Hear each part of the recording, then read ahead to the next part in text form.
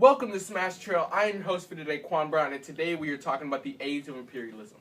In the 1700s, China's isolationist policies were working well and smooth.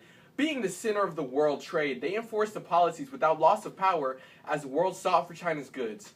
However, in the 1800s, China was put under stress as the world around them had progressed much further than they had before because of the Industrial Revolution. Their isolationist policies struck back as they did not include themselves as the European Industrial Revolution.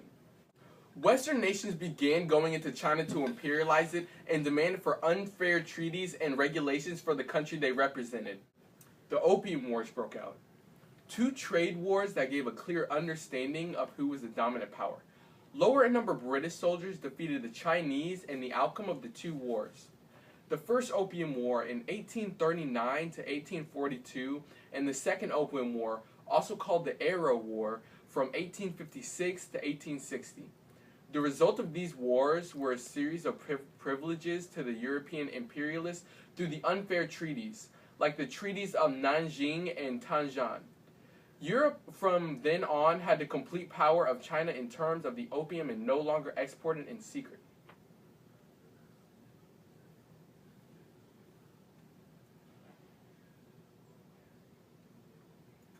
Ottoman power dropped like a madman during this period. Like China, they become unable to meet Western advancements and fell behind to get back on track. Western nations began going into China to imperialize it and demanded unfair treaties and regulations for the country they represented.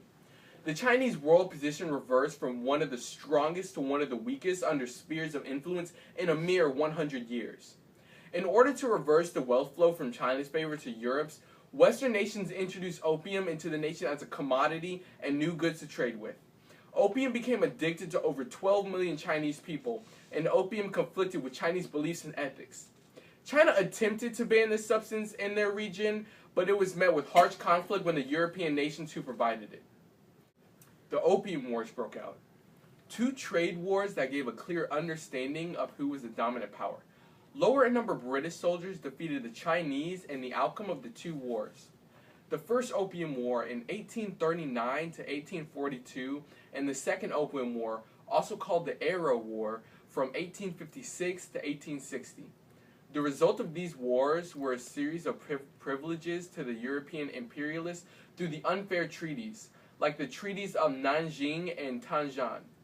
Europe from then on had the complete power of China in terms of the opium and no longer exported in secret. Now we get to the Ottomans. The Ottoman power dropped like mad in this time period. Like China, they became unable to meet Western advancements and fell behind too far to get back on track. Europeans forcefully invaded and annexed the Ottoman territories, as well as the phenomenon called nationalism, leading to revolts and revolutions in several nations supported by the Europeans. The Ottoman central government became weak, and after the age of exploration, with all the oceanic advancements, the Ottomans lost a lot of trade routes and revenue all across European, and they no longer needed their goods. Ottomans, like Japan, tried to modernize and did, but it barely compared to Japan. The slight modernism allowed for the Ottomans to continue power, unlike China, however. The Ottoman reform was much more rough compared to Japan's. Unlike Japan's reform, the Ottoman reform made changes in a religion-based empire. This caused much discontent among the Muslims who ruled, as well as the Muslims in the empire. Modernizing to them would mean going against Islam. Janissaries especially opposed this, but the Janissaries were overpowered, and later the Young Turks came to power, who idolized the new Ottoman Empire and completely secular Ottoman Empire. Young Turks supported these reforms and in 1908 led a successful coup and took control of the empire and implemented more reforms. However, these reforms still didn't create Ottoman power or catch them up to the still there Europeans watching the Ottomans internally blow up on itself. The Ottomans, like the Chinese, couldn't industrialize and later collapsed to create the nation of Turkey.